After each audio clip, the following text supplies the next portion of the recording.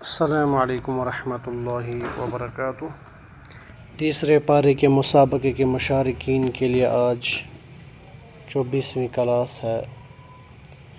اس سے پہلے کی کلاس میں عیسیٰ علیہ السلام اور مریم علیہ السلام کے متعلق گفتگو چل رہی تھی، تو آج آیت نمبر 50 سے آگے ہیں۔ اللہ تعالیٰ بیان فرماتے ہیں: اعوذ باللہ من الشیطان الرجیم، بسم اللہ الرحمن الرحیم، ومصدقا لما بین یدی من التوراة ولأحل لکم بعض الذی حرم علیکم وجئتکم بآیة من ربکم فاتقوا اللہ واطیعون ان اللہ ربی وربکم فاعبدوہ ھذا صراط مستقیم۔ فلما أحس عيسى منهم الكفر قال من أنصاري إلى الله قال الحواريون نحن أنصار الله آمنا بالله واشهد بأننا مسلمون ربنا آمنا بما أنزلت واتبعنا الرسول فاكتبنا مع الشاهدين ومكروا ومكر الله واللہ خیر الماکرین۔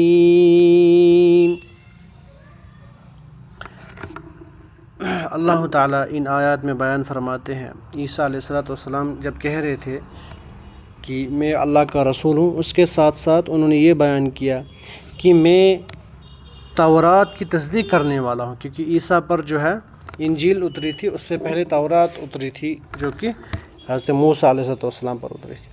تو کہتے ہیں عیسیٰ علیہ السلام میں تورات کی تصدیق کرنے والا ہوں، وَلِأُحِلَّ لَكُمْ بَعْضَ الَّذِي حُرِّمَ عَلَيْكُمْ، اور جو میرے سامنے، اور میں اس لیے آیا ہوں کہ تم پر بعض وہ چیزیں حلال کروں جو تم پر حرام کی گئی تھی۔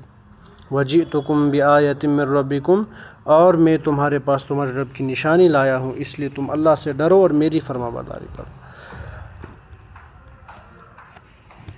اس سے مراد یا تو وہ بعض چیزیں ہیں جو بطور سزا اللہ تعالیٰ نے ان پر حرام کر دی تھی، یعنی بنی اسرائیل میں سے جو موسیٰ کی قوم پر بعض چیزیں اللہ نے حرام کی دی تھی سزا کے طور پر، تو اب عیسیٰ علیہ السلام آئے، اس نے کہا کہ بعض ایسی چیزیں جو تم پر حرام تھی اب میں وہ حلال کرنے آیا۔ یا پھر وہ چیزیں جو ان کے علماء نے اجتہاد کے ذریعے سے حرام کی تھی اور اجتہاد میں ان سے غلطی کا ارتکاب ہوا، تو حضرت عیسیٰ علیہ السلام نے اس غلطی کا ازالہ کر کے انہیں حلال قرار دیا۔ گو یہاں پر عیسیٰ علیہ السلام ایک تو تورات کی تصدیق اور ساتھ میں یہ چیز بیان کی کہ میں بعض وہ چیزیں حلال کرنے ہیں جو تم پر حرام تھی۔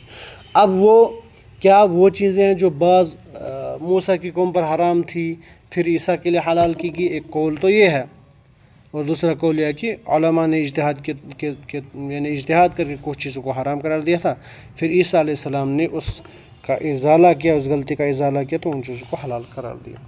تو ایسا بھی ممکن ہے، اور یہ بھی ممکن ہے کہ الگ الگ شریعت میں الگ الگ طرح کے لوگوں پر الگ الگ احکام ہوتے ہیں، جیسے کہ آج بھی کچھ چیزیں ہمارے لیے حلال ہیں جو کہ بنی اسرائیل پر حرام تھی، ویسے ہی اس سے پہلے بھی کچھ لوگوں پر کچھ چیزیں حلال تھیں ان کو حرام کیا گیا، کچھ حرام تھیں ان کو حلال کیا گیا۔ اس کے بعد ان اللہ ربی، کہتے ہیں یقین مانو میرا اور تمہارا رب جو ہے اللہ ہی ہے، فاعبدوہ، تم سب اسی کی عبادت کرو، ھذا صراط مستقیم، یہی سیدھی راہ ہے، یعنی اللہ کی عبادت کرنے میں اور اس کے سامنے ذلت و عاجزی کے اظہار میں اور تم دونوں برابر ہیں۔ یعنی عیسیٰ علیہ السلام کہہ رہے ہیں اللہ کے سامنے اس کی عبادت، اس سے مانگنے، اس کے سامنے ذلت عاجزی میں ہم برابر ہیں۔ اس لیے سیدھا راستہ صرف یہ ہے کہ ایک اللہ کی عبادت کی جائے اور اس کی وحدانیت میں کسی کو شریک نہ ٹھہرا جائے۔ یہ تو عیسیٰ علیہ السلام کی خود دعوت تھی، جبکہ عیسائی اس کے خلاف جو ہے ان کا عقیدہ ہے۔ فرماتے فلما احس عیسیٰ منہم الکفر، مگر جب عیسیٰ علیہ السلام نے ان کا کفر محسوس کیا، قال من انصاری الی اللہ، تو کہنے لگے اللہ کی راہ میں میری مدد کرنے والا کون ہے؟ قال الحواریون نحن انصار اللہ، حواریوں نے جواب دیا کہ ہم اللہ کی راہ کے مددگار ہیں۔ اور کیا کہا؟ آمنا بربنا، ہم اللہ پر ایمان لائے، واشہد بأننا مسلمون، اب گواہ رہیے کہ ہم تابع دار ہیں۔ یعنی ایسی گہری سازش اور مشکوک حرکتیں جو کفر یعنی حضرت مسیح کی رسالت کا انکار پر مبنی تھی، یعنی ایسا محسوس کیا کہ اس نے عیسیٰ علیہ السلام نے اپنے لوگوں سے کہ وہ سازشیں کرنے لگے۔ بہت سے نبیوں نے اپنی قوم کے ہاتھوں تنگ آ کر ظاہری اسباب کے مطابق اپنی قوم کے باشعور لوگوں سے مدد طلب کی، یعنی بعض لوگوں نے جب زیادتی کی تو اسباب ظاہریہ کے مطابق لوگوں سے بھی مدد طلب کی کہ اس کام میں ہماری مدد کیجیے اور اس میں کوئی قباحت، جس طرح خود نبی صلی اللہ علیہ وسلم نے بھی ابتدا میں جب قریش آپ کی دعوت کی راہ میں رکاوٹ بنے ہوئے تھے تو آپ موسم حج میں لوگوں کو اپنا ساتھی اور مددگار بننے پر آمادہ کرتے تھے تاکہ آپ رب کا کلام لوگوں تک پہنچا سکے، جس پر انصار نے لبیک کہا اور نبی کریم صلی اللہ علیہ وسلم کی انہوں نے قبل ہجرت مدد کی۔ اس طرح یہاں حضرت عیسیٰ علیہ السلام نے مدد طلب فرمائی۔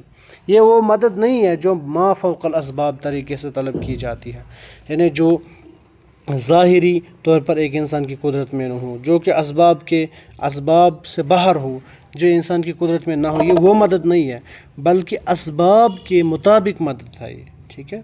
کیونکہ وہ تو شرک ہے، اگر ما فوق الاسباب مدد اگر ہم مانگیں گے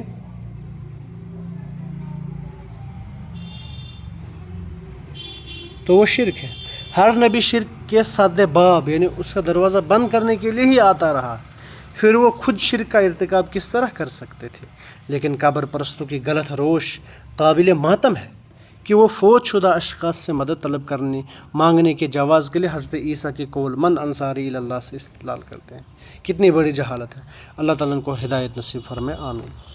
اچھا دیکھو یہاں پر ایک چیز ہے، بعض لوگ کہتے ہیں ہم اللہ کے نبی سے مدد مانگ سکتے ہیں، جبکہ اللہ کے نبی سے مدد مانگنے کی دلیل کیا دیتے ہیں؟ وہ یہ دیتے ہیں کہ اللہ کے نبی صلی اللہ علیہ وسلم جب کوئی صحابی آتا وہ آپ سے کہتا میری مدد کیجیے تو اللہ کے نبی اس کو کچھ دیتے تھے، مدد کرتے تھے۔ یا اسی طرح سے قبر پرست لوگ کہتے ہیں کہ ہم یعنی مردے سے ہم اولیاء کرام کی یعنی جو گزر چکے ہیں ان کی قبروں پر جا کر ان سے مدد طلب کر سکتے ہیں، تو انبیاء سے کیوں نہیں کر سکتے؟ اللہ کے نبی سے کیوں نہیں کر سکتے؟ کیونکہ خود عیسیٰ علیہ السلام نے کہا من انصاری الی اللہ، ٹھیک ہے؟ یعنی میرا مددگار کون بنے گا؟ جبکہ وہ مدد جس مدد کی بات اس آیت میں ہے وہ مدد ہے جو ایک انسان کی قدرت میں ہوتی ہے، جو کہ اللہ تعالیٰ نے نبی کے ہاتھ میں دیا تھا، اتنی مدد وہ کر سکتے تھے۔ اسی طرح سے جو ظاہری سبب کے مطابق ہو، تو ظاہری اسباب کے مطابق اگر مدد کرنے کی بات آئے تو وہ نبی بھی کرتا ہے اور باقی لوگ عام لوگ بھی کر سکتے ہیں، لیکن ما فوق الاسباب جو کہ صرف اللہ کے ہاتھ میں ہے، اسباب کے بغیر ایسی مدد کرنا وہ خالص اللہ کے ہاتھ میں ہے۔ اب پھر کیا فرق رہ جائے گا اللہ اور انبیاء میں؟ تو جب اگر آج کے مشرکین قبر پرست لوگ اگر یہ دلیل دیتے ہیں پھر تو ہم کہیں گے کہ پھر خالی انبیاء اولیاء ہی مدد نہیں کر سکتے، پھر تو ہر کوئی مدد کر سکتا ہے جو بھی گزر چکا ہے، ٹھیک ہے؟ ما فوق الاسباب کی طاقت جو ہے وہ صرف اللہ تعالیٰ کے ہاں۔ اگر ایسی مدد کوئی اگر مانگتا ہے کسی ولی سے، کسی نبی سے، تو وہ شرک ہے اور شرک اکبر ہے۔ اللہ تعالیٰ ہمیں اس سے بچائے۔ اس کے بعد فرمایا انہی لوگوں نے اے ربنا آمنا، اے ہمارے پالنے والے رب، اے ہمارے رب، آمنا بما انزلتا، ہم نے تیری اتاری ہوئی وحی پر ایمان لایا، واتبعنا الرسول، ہم نے تیرے رسول کی اتباع کی، پس تو ہمیں گواہوں میں لکھ لے، فاکتبنا مع الشاہدین، ومکروا ومکر اللہ، اور کافروں نے مکر کیا، اللہ نے بھی مکر کیا۔ مکر خفیہ تدبیر کی، یعنی مکر کیا ہوتا ہے؟ خفیہ تدبیر۔ کافر تدبیر کر دیں تو اللہ تعالیٰ بہترین تدبیر کرنے والا ہے، اور واللہ خیر الماکرین، اللہ تعالیٰ بہتر جاننے والا، بہتر تدبیر کرنے والا ہے، چاہے تدبیر کرنے والے کے مقابلے میں جب وہ تدبیر کر دیں تو اللہ تعالیٰ بھی ان کے خلاف تدبیر کر دیں۔ تو اس آیت کی تفسیر میں حضرت عیسیٰ علیہ السلام کے زمانے میں شام کا